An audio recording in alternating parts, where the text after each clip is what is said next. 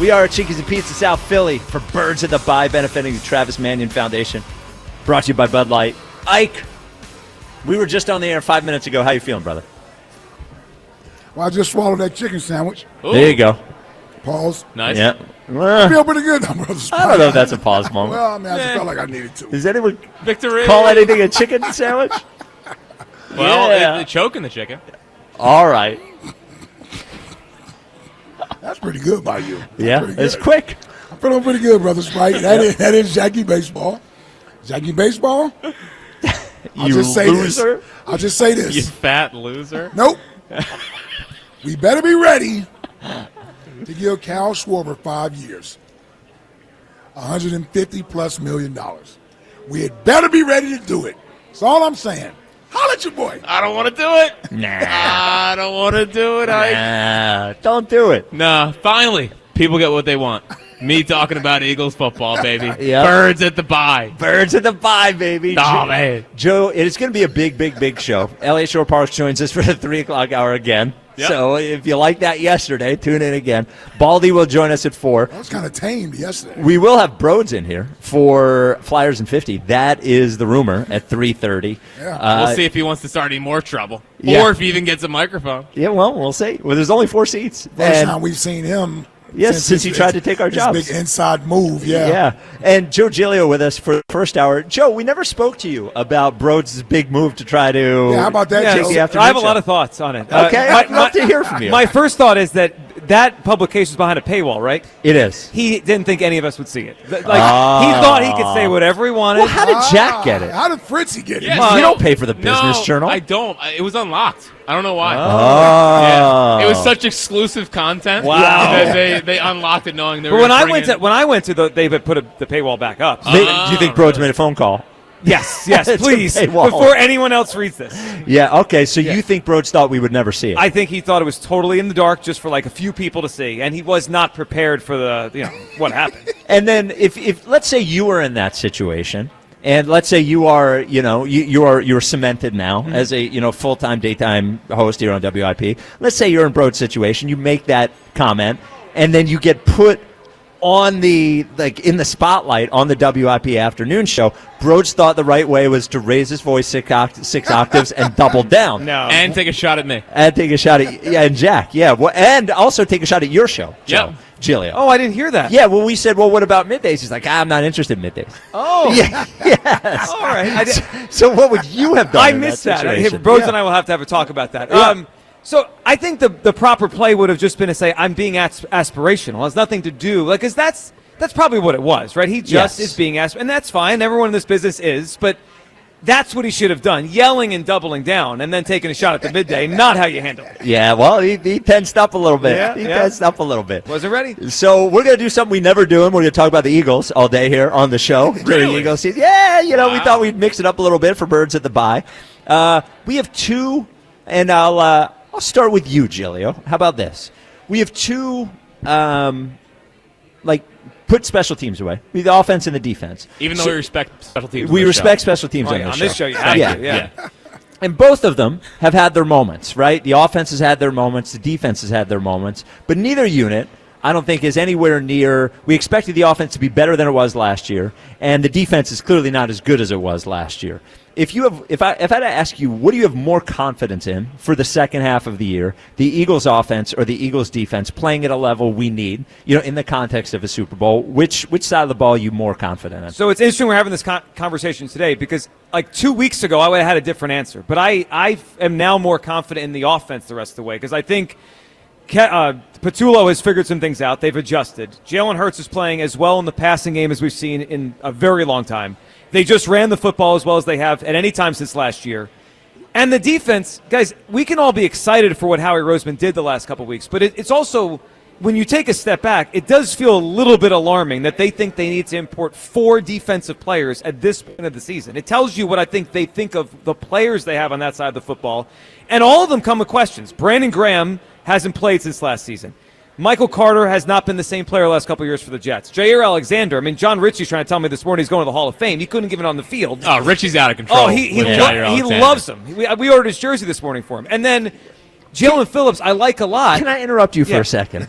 And The turn that John Ritchie has made on Howie Roseman is one of the most extraordinary turns I've ever seen. He used to look at Howie and basically call him a calculator dork. He couldn't respect him, all that kind of stuff. And now he is. Did Roseman get to him? Did Roseman the worm? Has he been wormed up by Howie? I mean, he thinks Howie has the Midas touch. I mean, every player he acquires. So to that point, and even Jalen Phillips, guys. Jalen Phillips looks like a really good player, and he was good under Vic Fangio. Look at the last 2 years: Achilles, knee. He's got a few sacks this year. So, and that's what they imported to help their defense. So I just feel like there's way more questions on defense, talent-wise. I trust the offense more. Ike, what do you trust more the rest of the year? Offense or defense? Yes. Oh, the offense, for sure. Offense for sure. Listen, love the young guys on defense. They're still trying to figure it out. We can't even get a group of 11 out there that we rely on every week. So, this thing may take a few more weeks before they sort of iron out who's going to be the CB2 over there, right? And what else Vic Fangio wants to do as far as these sub packages go when you're playing nickel, you're playing dime. What's your NASCAR package from a pass rushing standpoint? On third down, obvious passing situations. I think they're still going to take a little bit of time to sort of work that out. But in the meantime, it's going to be the offense. It's going to be the offense. And I think we've gotten through sort of the rough part of the season where you're trying to smooth out some of the rough parts. And they're starting to form an identity that they can rely on. And if it has to be a passing game, well, we're going to throw the ball. We're going to throw the ball from under center. There's going to be some play action. We're going to run the ball from under center. I hope with this extra week off they just had, they're going to be able to add some new wrinkles to what they do offensively. I don't need to get crazy with it, but the fact of the matter is the majority of the talent, if you're putting it on a scale offensively and defensively, it weighs heavily on the offensive side of the football. It just does. From a talent standpoint, there's no question. From a cohesive standpoint, right? Right. And Patullo even being here for the last 5 years and understanding where these guys sort of fit, I think they have figured it out. Now they just need to add to it. And I said it during the last hour with the midday guys. I'm comfortable putting pressure and the onus and the responsibility on Jalen. I am. For me, he's sort of earned more trust in the passing game from Kevin Patullo, plays to design, things, shots down the field. And it's really about, okay, Jalen, this is your time. Like, this is your time to actually step out there and be that guy that everyone, I shouldn't say everyone, but a lot of people don't feel like you have the ability to be. And I believe he does. I believe he does have that ability to do it. They just need to all be on the same page. He needs to play with confidence, and we're rolling. We're rolling. You got to be excited about this offense coming down the stretch, man. Come on. 215-592-9494. What do you have more faith in the rest of the offense or the defense? Fritz, you're laughing. Yeah. It's not even close. Listen, I trust Vic Fangio more than I trust Kevin Patullo. And I think Vic Fangio is going to get it right, and he's going to get these pieces flowing well. And Jalen Phillips under Vic Fangio was a different player than he'd been after Vic Fangio left. And listen, it's been a good 2 weeks with the Eagles offense, but we got to see a little bit more. I think that we're going to get back to this being a defensive and run the football type team. And I think that Vic Fangio is going to have the magic touch. This is one guy I trust the entire organization besides Howie. It's Vic Fangio. So I will take the defense the rest of the year. Here's where you're misled, Fritz, is that Vic Fangio can be the greatest defensive coordinator of all time. If he doesn't have the players, he doesn't have the players. Like, you can look at the history of Vic Fangio. If Vic Fangio was everything that you said he was, then every defense he's ever coached would have been a top 5 defense. But it's not the case. It's not the case. Now, he's great. He's a Hall of Fame level coordinator. He changed the game. He changed how other teams play defense. I agree with all those things. But I do go back to what Giglio said, is that they have so many not a ton of questions, but enough questions. Enough over there. Enough questions on personnel, and that both questions At least one of them we had an answer to last year. That was CB2 we had an answer to. And then the pass rush, they weren't doing it from nobody was particularly dominant, but they had so many good players that they could rotate in and out that by the end of the year they were getting pass rush, they were getting turnovers by the end of the year. I'm a little actually worried about the defense. I'm not worried about the offense. I'm a little worried about the defense. And the only reason I'd pick the offense over the defense is that I'm not worried about the offense. I'm just worried about the defense from a personnel standpoint. The offense could easily revert back to, like, when have they been a consistent offense? They played 2 good weeks, and they beat the Giants' defense. Can we relax a little bit? The pass game's been good for 3-4 weeks in a row. It has. Well, the Giants game was not a good passing day. Well, sure it was. Oh, get out of here. He was 15 of 20 for 175 yards and 4 touchdowns. Lost the game. And no, you mean the first Giants game. I was on the first Giants game. Oh, well, the first Giants game, everybody was bad. Well, defense was bad, too. Well, hold on. Defense was worse. Dominant passing hold on, Mr. Yap a lot over there. How'd the defense look against the Giants team as they got it shoved down their throats by 2 rookies? Well, that was that one time.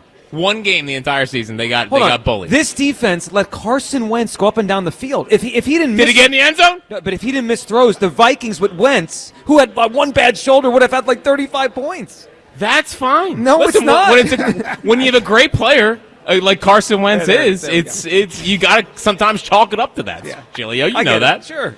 God, you guys are crazy. I didn't know you guys doubted Vic. That's surprising. No. Interesting. This is a Jalen issue with you. This isn't a big issue. Yeah. Of course.